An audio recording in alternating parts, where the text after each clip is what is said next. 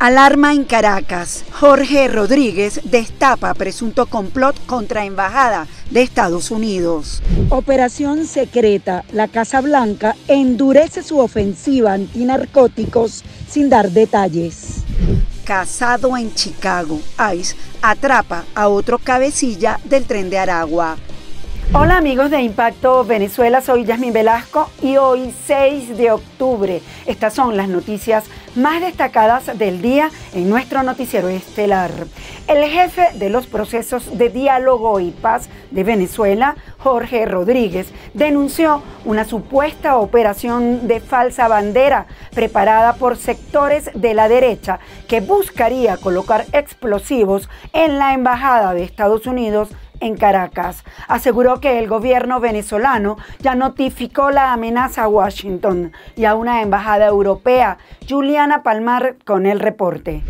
Jorge Rodríguez, en su condición de jefe de los procesos de paz y diálogo de Venezuela, denunció que sectores de derecha estarían presuntamente buscando colocar explosivos en la embajada de Estados Unidos en Caracas.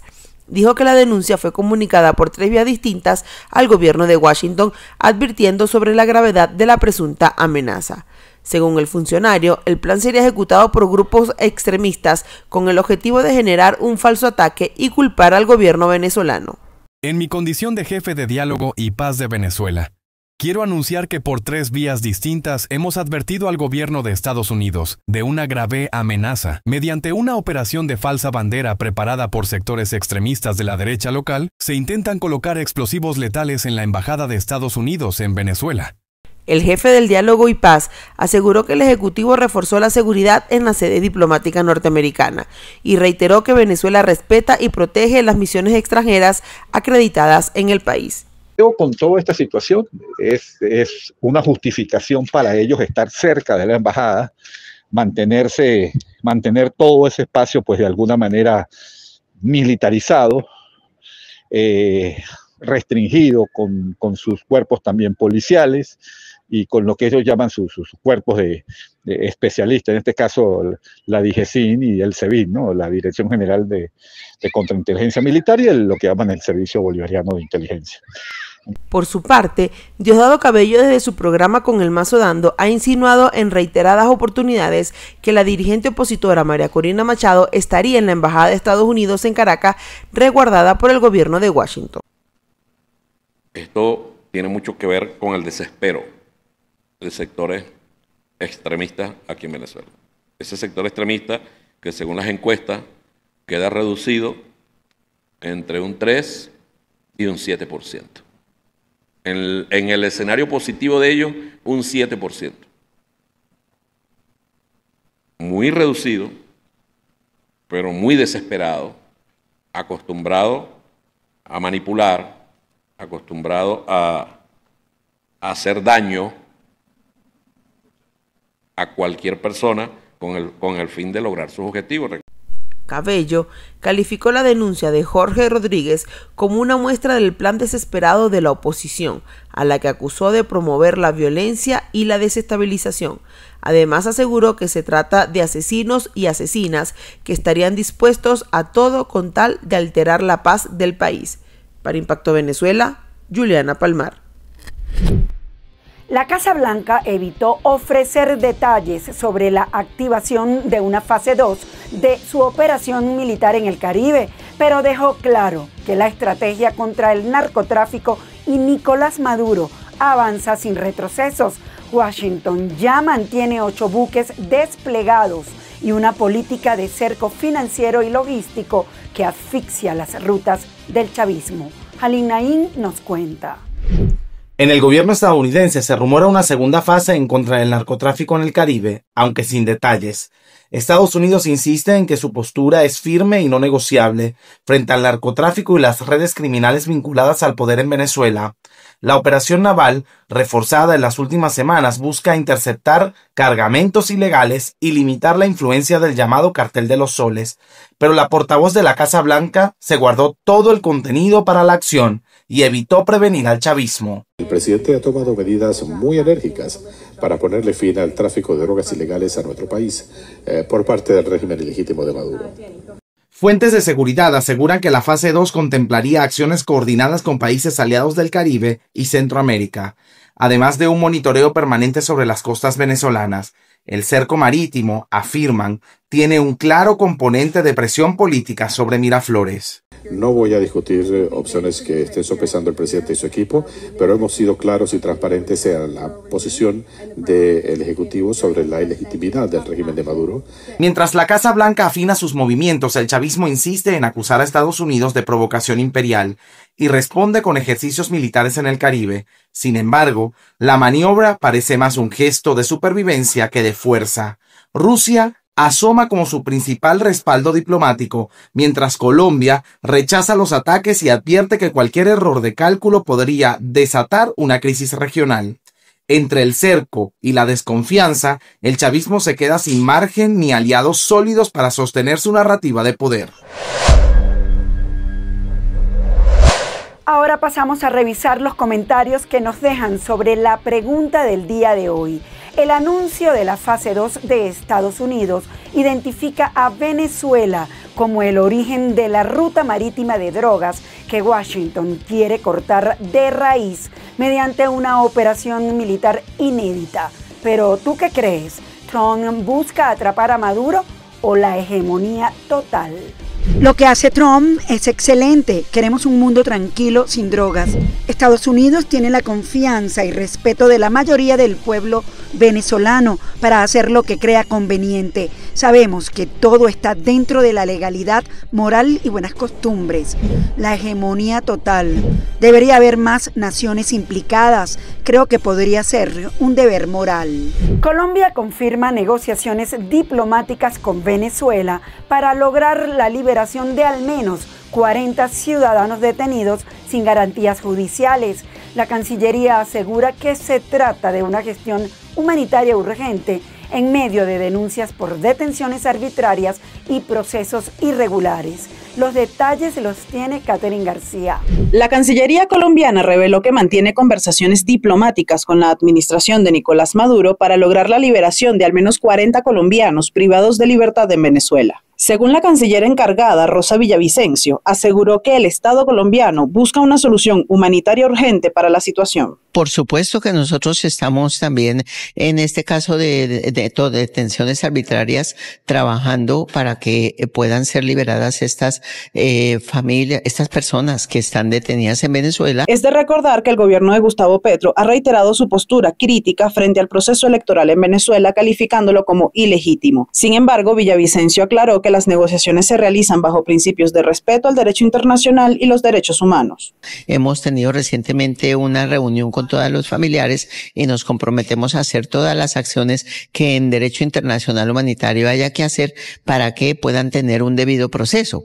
Estas personas están acusadas de algunos delitos, pero lo que nosotros pedimos es el debido proceso para ellas. Organizaciones civiles y familiares de los detenidos han denunciado en diferentes oportunidades que muchos de ellos fueron acusados sin pruebas, incomunicados por meses y sometidos a condiciones precarias. Al respecto, la Cancillería aseguró que se está trabajando para garantizar el debido proceso, acceso a abogados y acompañamiento consular en cada caso. Informó para ustedes Catherine García, Somos Impacto Venezuela. La economía venezolana se debilita por dos frentes: factores reales, caja restringida, menos liquidez y menor gasto público, y un clima de percepciones negativas alimentado por ruidos internos y externos.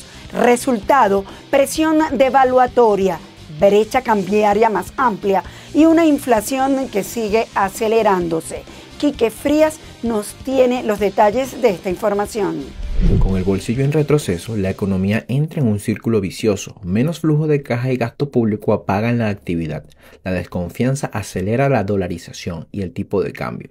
Bajo presión, se traslada a los altos precios que se ven reflejados en el mercado de bienes y servicios. La situación económica venezolana se deteriora tanto por los factores reales en flujo de caja restringido, contracción de liquidez y menor gasto público, como por el peso de las percepciones negativas. Ambos elementos terminan presionando la devaluación, ampliando la brecha cambiaria y, en consecuencia, acelerando la inflación. En este contexto, las tendencias del consumidor venezolano se resumen en un patrón de ajuste y sobrevivencia. Planificación estratégica para estirar al máximo cada bolívar. Resolución inmediata del día a día límites del presupuesto y aprovechamiento de ayudas externas. El mapa de lo que viene es de más ajuste. Si no son cambiados los fundamentos de la actual economía, el abismo de la brecha cambiaria seguirá marcando los precios. El consumidor está consciente del valor de cada dólar y lo utiliza como su termómetro económico. Emocionalmente oscila entre la esperanza de mejora y la fatiga de una crisis prolongada. Se ajusta con rapidez a la incertidumbre, tomando decisiones de corto plazo. El venezolano debe reordenar y planificar su bolsillo. Cada bolívar o dólar que recibe lo usa para comprar solo lo posible. Busca la mejor calidad dentro del tope de su presupuesto y apela a las remesas del exterior o tal vez las ayudas gubernamentales. El dólar es el termómetro. Mide todo y condiciona cada decisión en Venezuela. Reporto para ustedes Quique Frías, Impacto Venezuela. Miami-Dade alzó la voz donde duele al poder. Una encuesta revela que la mayoría de los votantes rechaza el fin del TPS para los venezolanos, desafiando la línea dura del gobierno y marcando distancia con el legado migratorio de Trump. En el corazón de la diáspora, el voto latino se vuelve trinchera y el sur de Florida envía un mensaje claro: no se negocia con el miedo ni con el futuro de quienes ya tuvieron que huir una vez. Génesis Pérez con el informe. En Miami-Dade, el TPS se ha convertido en un término de 3 letras que decide destinos. El 50% de los votantes de este condado rechaza que el gobierno federal elimine este amparo, que protege de la deportación a más de 240,000 venezolanos en Estados Unidos. Para muchos, no se trata de política, sino de supervivencia. Nosotros recomendamos 100% buscar a un abogado de inmigración, más allá de paralegales o personas que intentan ayudar legalmente. Siempre recomendamos trabajar con abogados directamente, abogados con reputación.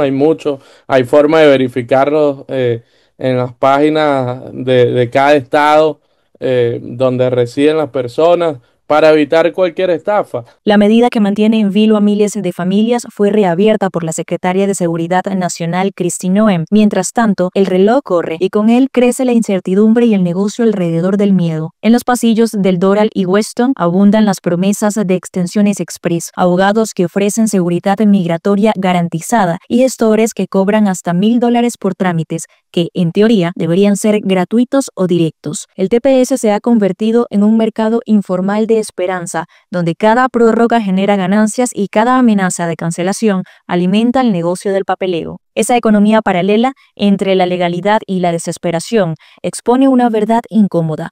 El TPS también sostiene empleos, oficinas y discursos. Por su parte, la representante republicana María Elvira Salazar, voz clave del sur de Florida, pidió este lunes no deportar a los venezolanos amparados por el TPS. No podemos permitir que un solo venezolano honrado sea enviado de regreso a ese infierno. Las condiciones no solo no mejoran, empeoran cada día. En el sur de Florida, el TPS ya no es un simple documento, es una moneda política, un negocio silencioso y al mismo tiempo el último refugio de quienes no pueden regresar. Washington discute su validez legal, pero en Miami el mensaje es otro: no se trafica con la esperanza. El TPS no se vende, se defiende. Génesis Pérez para Impacto Venezuela.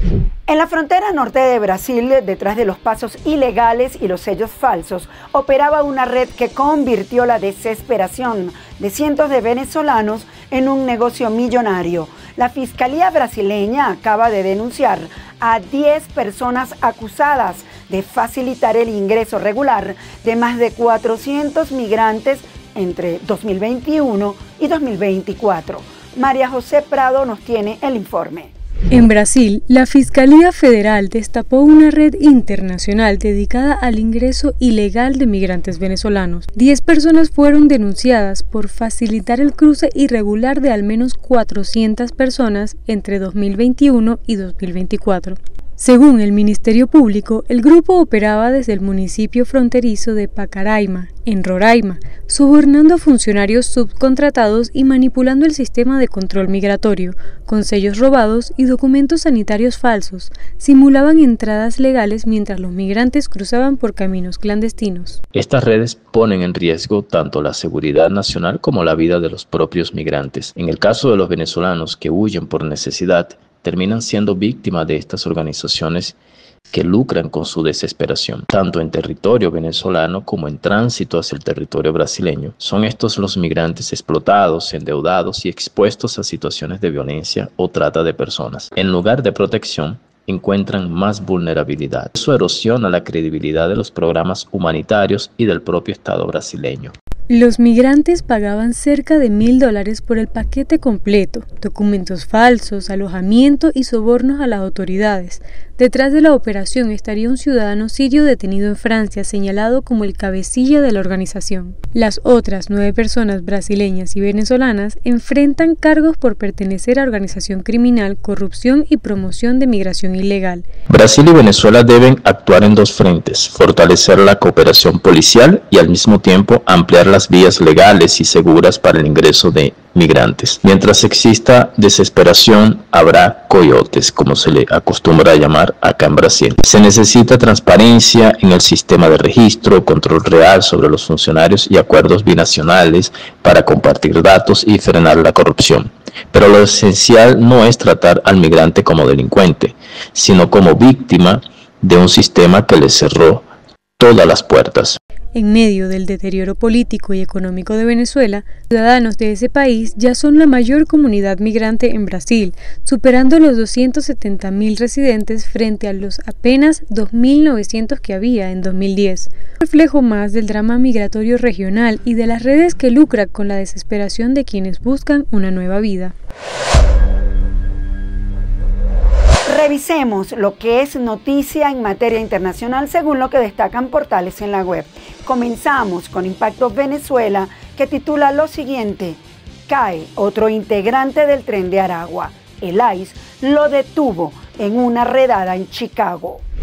Oficiales de Inmigración y Control de Aduanas ICE de Estados Unidos detuvieron en Chicago a Ludwig Jean-Pierre Parra Pérez, a quien identificaron como un miembro confirmado del Tren de Aragua. Según un comunicado del ICE en X, Parra Pérez tiene una condena previa por violencia doméstica y enfrenta cargos pendientes por delitos graves de agresión, delitos con armas, hurto en tiendas y hurto genérico. ICE reiteró su postura de perseguir al Tren de Aragua, al que considera una violenta organización terrorista transnacional que amenaza la seguridad estadounidense. Estados Unidos utilizó tecnología canadiense en los ataques contra narcolanchas. Un informe de la ONG canadiense Project Plowshares, analizado por el difusor público CBC, revela que es altamente probable que tecnología canadiense fuera utilizada por Estados Unidos en los ataques con víctimas mortales contra supuestas narcolanchas en el Caribe. Expertos y la propia ONG han expresado seria preocupación por el posible mal uso de la tecnología y han cuestionado la legalidad de estas ofensivas que han causado al menos 21 muertes, sugiriendo que Canadá podría ser considerado cómplice de posibles crímenes de guerra. Estados Unidos sanciona a individuos y empresas a los que relaciona con el cártel de Sinaloa y el suministro de fentanilo. El Departamento del Tesoro de Estados Unidos impuso sanciones contra 8 individuos y 12 empresas mexicanas por sus presuntos vínculos con la facción Los Chapitos del cártel de Sinaloa, señalándolos como parte de una red que supuestamente facilita la provisión de precursores químicos para la fabricación ilícita de fentanilo. Las empresas sancionadas abarcan diversos sectores, incluyendo el químico, equipos de laboratorio, agrícola, salud, inmobiliario y limpieza industrial. Esta acción forma parte del compromiso del Tesoro de desmantelar las redes financieras que apoyan al cártel de Sinaloa. Israel y Hamás empezaron este lunes negociaciones indirectas en Egipto para poner fin a casi 2 años de guerra en Gaza, y el presidente estadounidense Donald Trump urgió a las delegaciones a avanzar rápido.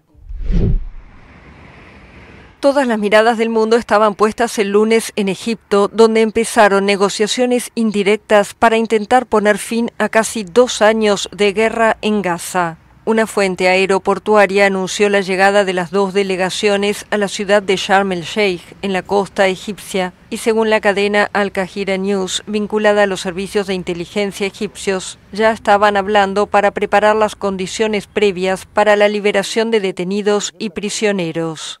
Israel y el movimiento islamista palestino Hamas respondieron positivamente a la propuesta del presidente de Estados Unidos, Donald Trump, para un cese de los combates y la liberación de los rehenes israelíes cautivos en Gaza, a cambio de palestinos presos en cárceles israelíes.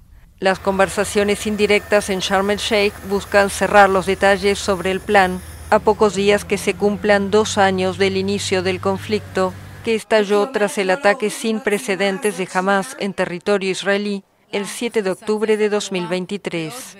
El plan contempla otros puntos de difícil negociación, como el desarme de Hamas, su salida del gobierno de Gaza y la retirada de las fuerzas israelíes de ese territorio palestino.